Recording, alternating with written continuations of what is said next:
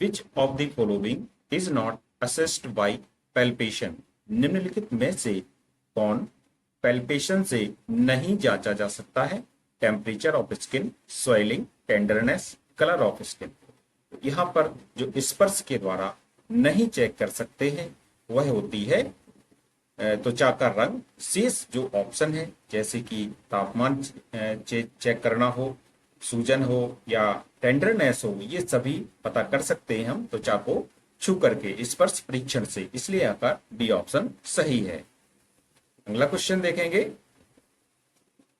The laboratory test which confirms a diagnosis of myocardial infarction, तो myocardial infarction का diagnosis करना है आपको, तो कौन सा टेस्ट कंफर्मेटरी टेस्ट है यहाँ पर, क्योंकि निदान की पुष्टि कन्फर्म्स करता है कि हाँ ये मायोकार्डियल इंफार्क्शन है। Serum calcium APPT, sedimentation rate ALT, LDH, CKMB, troponin, VUN means blood urea nitrogen. तो यहाँ पर जो ऑप्शन आपका सी दिया गया है, एलडीएच, सीकेएमबी और ट्रोपोनिन, ये ऐसे टेस्ट होते हैं जो ये कंफर्म करते हैं कि हाँ ये पेशेंट को मायोकार्डियल इंफार्क्शन हुआ है। तो इस प्रकार से यहाँ पर सी ऑप्शन सही होगा। Next question, which of these is not a cardiac biomarker, निम्नलिखित में से कौन एक कार्डियक बायोमार्कर नहीं है? Alkaline phosphatase, creatinine kinase, troponin, myoglobin. देखिए होता क्या है कि जब किसी को हृदय से संबंधित कोई समस्या हो, कार्डियक अटैक आ गया हो, मायोकार्डियल इंफेक्शन हो, तो कुछ टेस्ट किए जाते हैं, डॉक्टर्स कुछ टेस्ट लिखते हैं। तो यहाँ पर एक ऐसा टेस्ट है जो हृदय से संबंधित कार्डियक बायोमार्कर नहीं है, वह होता है alkaline phosphatase.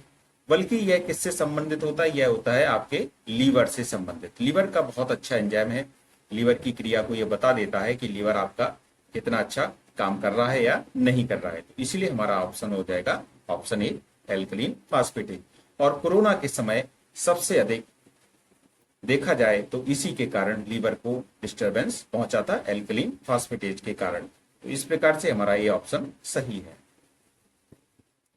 Next question, in acute myocardial infarction which enzyme rises first, तो एक्यूट मायोकार्डियल इंफार्क्शन में कौन सा ऐसा एंजाइम है जो कि सबसे पहले बढ़ता है? CPKMB, SGPT, SGOT and troponin T.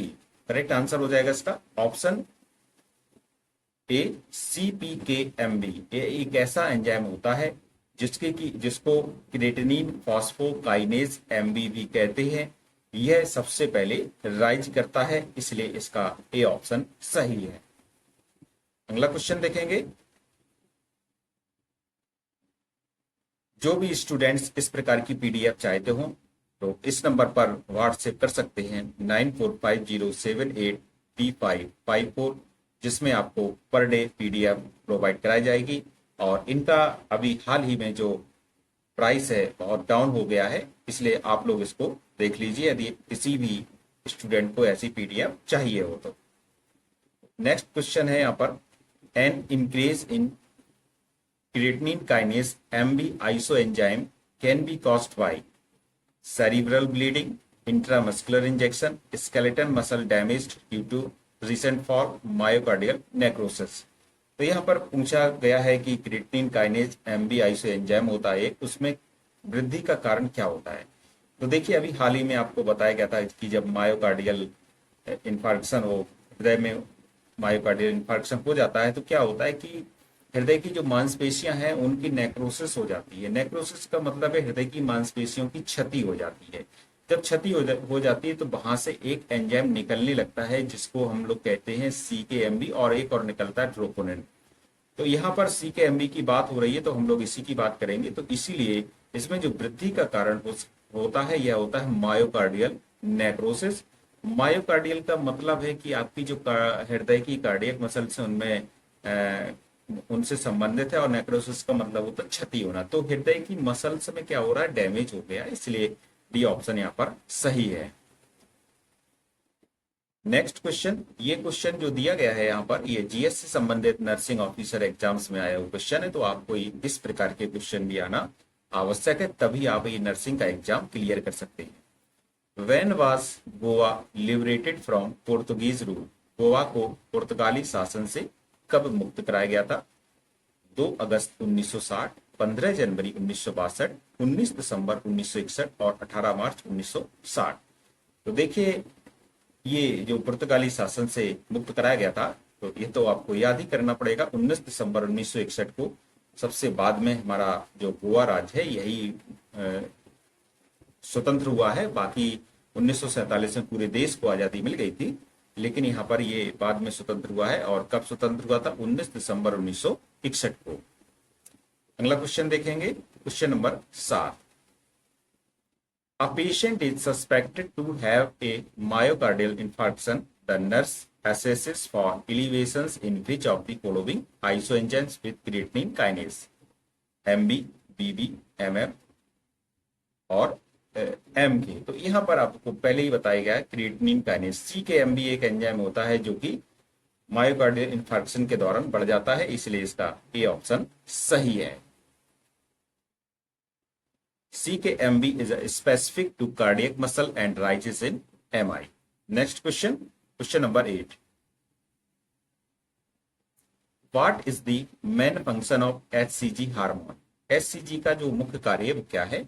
Maintains corpus luteum till 12th week of pregnancy, formation of embryonic body structure, stimulates pituitary gland, stimulates milk secretion. HCG जिसका की फुल फॉर्म होता है ह्यूमन कोरियोनिक गोनेडोट्रोपिन, और जब गर्भावस्था हो जाती है तो यह यूरिन में निकलने लगता है और ब्लड में भी ये आ जाता है, इसकी मात्रा आ जाती है। तो यहाँ से जो उसमें पूछा गया है कि इसका जो मुख्य कार्य क्या है, क्यों ऐसा होता है कि गर्भावस्था में ये निकलने लगता है? तो इसका मुख्य कार्य होता है कि कार्पस ल्यूटियम को बनाए रखना। कब तक बनाए रखना? 12 सप्ताह तक बनाए रखना, इसलिए पहला ऑप्शन सही है। Maintains corpus luteum till 12th week of pregnancy, गर्भावस्था के 12वें सप्ताह तक कार्पस ल्यूटियम को बनाए रखना। HCG supports the corpus luteum which secretes progesterone essential for pregnancy maintenance. Next question. Which of the following is the correct definition of infant mortality rate? निम्न में से कौन सी शिशु मृत्यु दर की सही परिभाषा है? Number of still birth, neonatal mortality rate, perinatal mortality rate, deaths under 1 year पर 1000 लाइव बर्थ। करेक्ट आंसर हो जाएगा ऑप्शन डी। प्रति 1000 जीवित जन्म पर 1 वर्ष से कम उम्र के बच्चों की जो मृत्यु होती है उसको कहा जाता है शिशु मृत्यु दर। इस प्रकार से डी ऑप्शन हमारा सही हो जाएगा। अगला question, question number 10। Which of the following is a cardiac adaptation during pregnancy? गर्भावस्था के दौरान कौन सा हृदय संबंधी अनुकूलन होता है? Cardiac output increases, heart rate and stroke volume increases, left ventricular hypertrophy, all of the above. तो गर्भावस्था के दौरान जो हृदय संबंधी अनुकूलन होता है, एडेप्टेशन होता है, तो पहला सही है। कार्डियक आउटपुट इंक्रीजेस, ये भी सही है। हार्ट रेट बढ़ जाती है और स्ट्रोक वॉल्यूम भी बढ़ जाता है, ये भी सही हो जाएगा। लेफ्ट वेंट्रिकल हाइपरट्रॉफी भी हो जाती है, ये भी सही हो जाएगा। तो इस प्रकार से यहाँ पर डी ऑप्शन सही है।